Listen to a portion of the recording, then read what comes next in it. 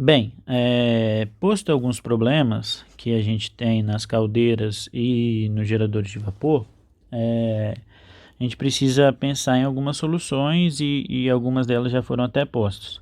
Mas é importantíssimo a gente observar o tratamento da água. Por quê? Né? A gente pode observar que no tratamento da água eu posso caminhar para duas coisas, né? Quando eu tenho a evaporação, eu posso evaporar alguns gases provenientes da água e esses gases que estão evaporados podem causar algum problema, tá? E também os sais que ficam na água em grande quantidade podem gerar depósitos, né? Que a gente viu, que consequentemente gera ou uma lama ou uma incrustação, tá? E consequentemente também esses sais que ficam podem, encontrando um ambiente adequado, né, de anodos e catodos, também podem ocasionar uma corrosão. Então eu preciso tratar a água para quê? Para tirar esses sais minerais e também para tirar alguns gases que estão ali e que ambos, tanto os sais como os gases, podem ocasionar algum problema na minha caldeira. Então eu tenho que partir dessa premissa, né? Por isso que é importante o tratamento de água nas caldeiras, tá? Então, é algo que eu já comentei bastante, né? Os resíduos então, podem se aderir, né, às superfícies metálicas da caldeira, constituindo as chamadas incrustações, ou permanecem em suspensão, né? E aí a consequência desse fato é a queda de transmissão de calor, a baixa condutividade térmica, enfim, algumas consequências que a gente já abordou, diminuição da eficiência da caldeira, o maior uso de combustível, então algumas perspectivas que já foram comentadas, tá?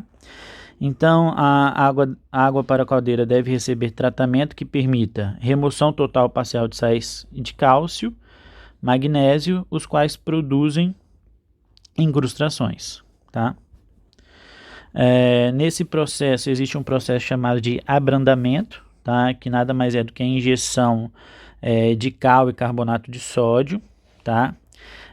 Isso vai formar um floculado, né, uma floculado na água, e esse floculado ele vai ser removido antes da água ser bombeada para a caldeira, tá?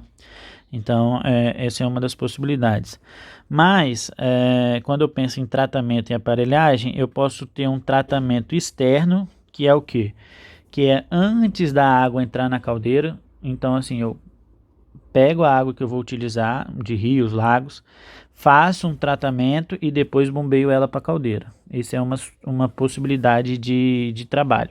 A outra é, uma vez que ela está dentro da caldeira, eu tenho que ter alguma possibilidade de operações e provavelmente isso vai ser com alguma reação química, que aquela água dentro da caldeira seja tratada também.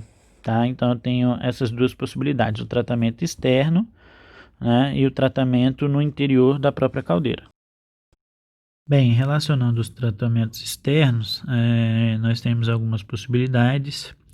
Uma delas é a clarificação, que nada mais é do que consiste em tirar os resíduos que vêm nessa água, até mesmo aqueles que causam alguma turbidez, né? Isso acontece principalmente através da filtração, quando a água vem de poços artesianos, tá?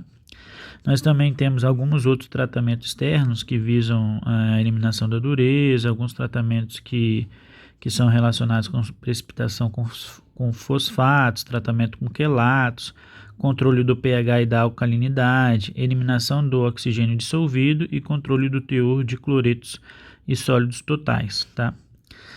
Entrando para especificar dois desses tratamentos externos, a clarificação a gente já falou um pouco, sobre a parte de filtragem, também tem a adição de cal e carbonato de sódio, que isso, quando a gente acrescenta esses elementos químicos na água, vai ocasionar uma floculação, tá? E aí a gente pode retirar a presença desses sólidos em suspensão. E também temos um outro processo chamado abrandamento, que consiste na remoção total ou parcial dos sais de cálcio e magnésio presente na água, ou seja, consiste na redução de sua dureza, né? Então, são alguns processos que são postos para tratamento de água, né?